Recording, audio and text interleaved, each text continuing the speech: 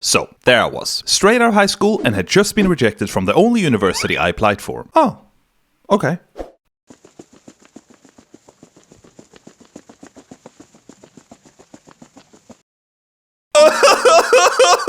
Okay. In reality, I didn't actually take it that badly, because this meant I could hang out with my girlfriend for another year before reapplying and moving away for university.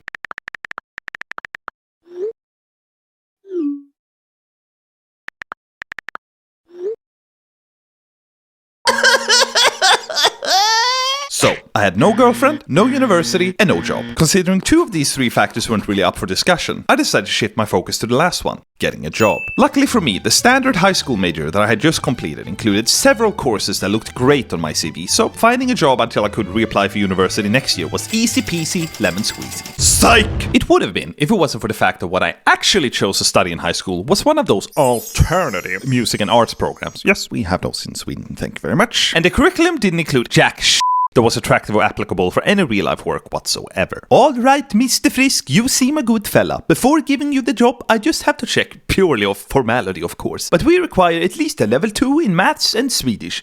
Surely this won't be a problem. I have a level 2 in choir and ensemble, plus a level 3 in contemporary music improvisation.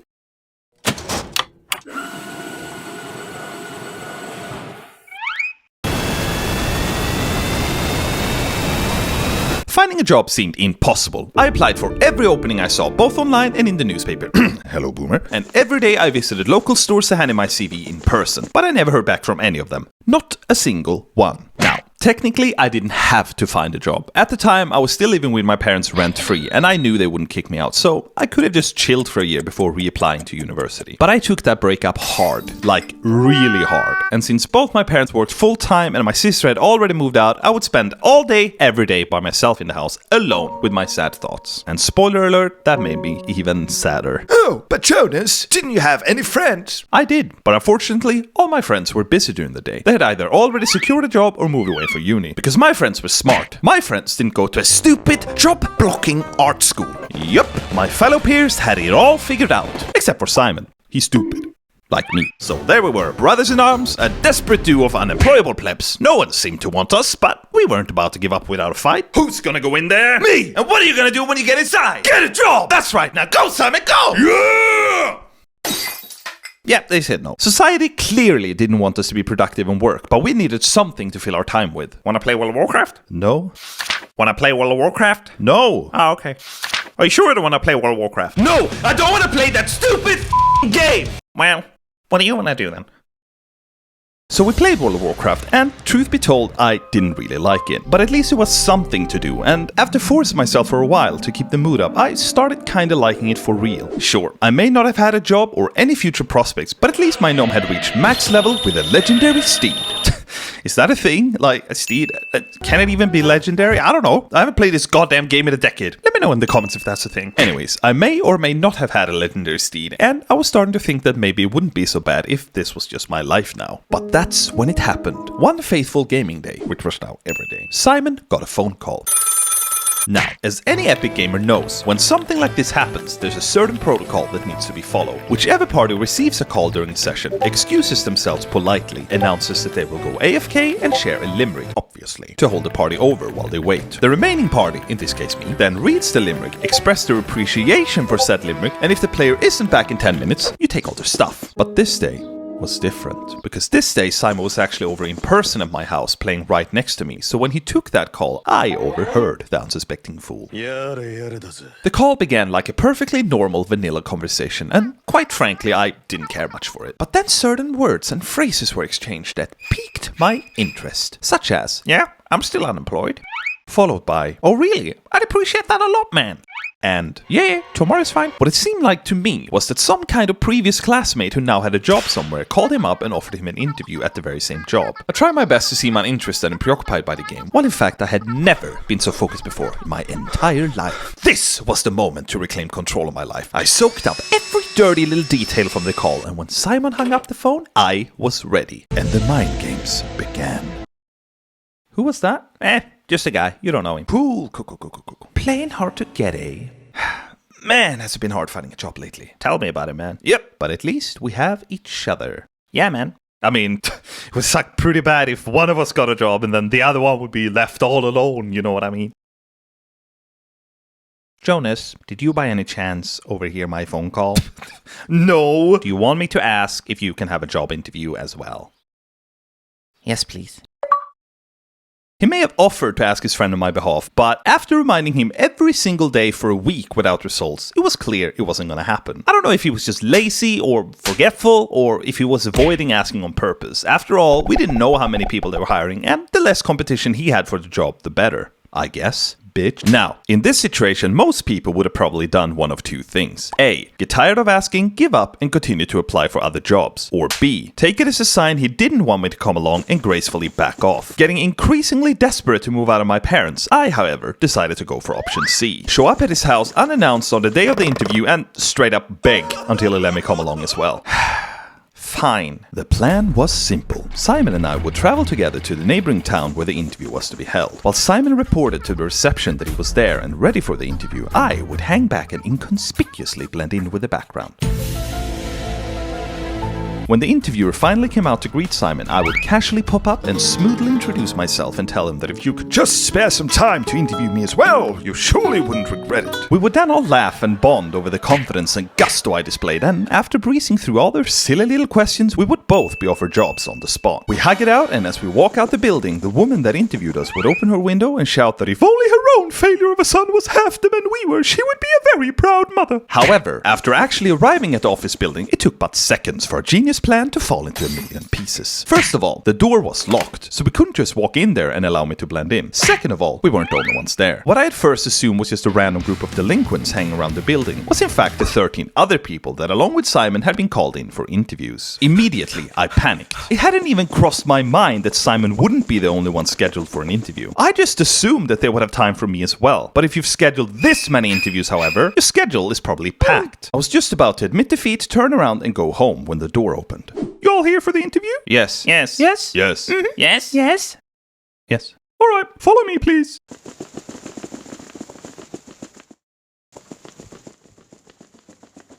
Why the did you just do that? You know they're going to find out you're not supposed to be here. Why didn't you just tell her? Oh my god, you're such an idiot. You're so incredibly stupid. Why did you put yourself in this situation?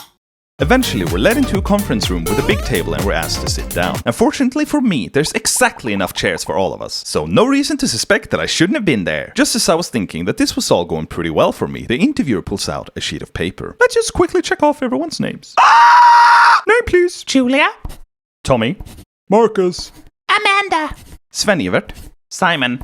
Sarah. Maria. John. I'm not supposed to be here. What? I'm not supposed to be here. Huh? My friend Simon got called in for an interview and I just tagged along hoping you would have time for me as well.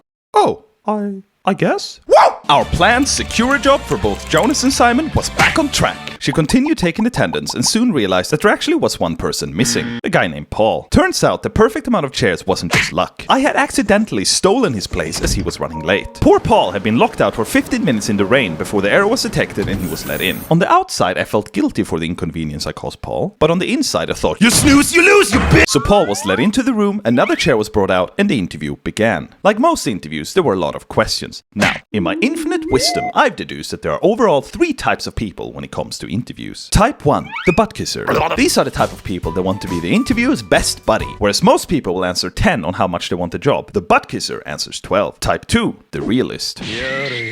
They won't exaggerate their skills or say just anything to get the job. In fact, if they think they're not the right person for the job, they might just up and leave in the middle of the interview. And finally, type 3, people like Paul. Idiots. These are the type of people that always finds a way to give the worst possible answer to any given question.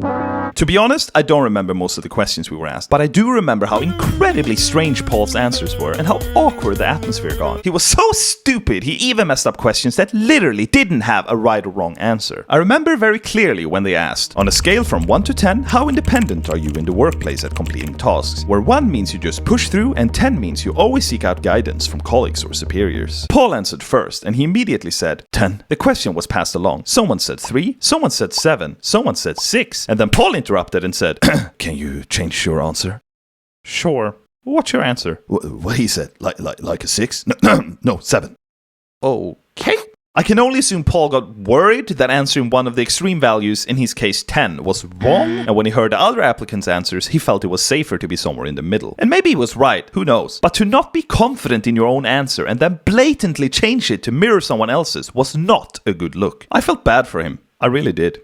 On the outside. On the inside, I was like, 1 man down, let's go, motherfucker! But Jonas, what was your answer to these questions? What was your approach? How polite of you to ask. If we once again take a look at my extremely accurate diagram, I would answer all the questions in a very type 1 way, realistic and somewhat critical. However, the reason I did this was because I thought it would stand out compared to the rest of the group. So, I guess you could call me a realist with a hidden agenda of a butt kisser. Okay, so on a scale from 1 to 10, how much do you want this job? 10. 10. 11. 10. 10. This isn't my dream! 10. Well, I do want the job, but let's be honest, this is a telemarketing job. That's right, I don't think I've actually mentioned this yet, but this was one of those jobs where you call up strangers to convince them to buy something they absolutely do not need. I'm not gonna pretend being a telemarketer is my dream in any way, but I do really want an income, so I would say 7. Fair enough. After about an hour of group questions, they ask us to step outside the room while they discuss which of us they were going to move forward with. Paul, never missing an opportunity to be an idiot, then says, "Oh, cool, so should we go home then?" The interviewer looked him straight in the eye and said, "You can go home if you want." Fatality. Eventually, Simon, a girl called Maria, and I get called back in while the other applicants are informed that they will not be progressing any further. Sorry, Paul, but it was never gonna work. They ask us some more questions, which both me and Simon breeze through. I mean, don't get me wrong, Maria's answers are like respectable and stuff, but you know, me and Simon, we're on the roll! At the end of the interview, they tell us that they were very impressed by all 3 of us and that we could all expect to hear back from them very soon. And if your son was half the man we were, you would be a very proud mother. What? Simon and I feel like rock stars as we walk out the building. We absolutely nailed it. We kept our cool composure, of course, but let's just say internally there were a lot of high fives going on. Now, you might say, Jonas, why are you guys acting as if you both already got the job? There's nothing they said that would have implied that. to which I reply, why are you being such a naysayer?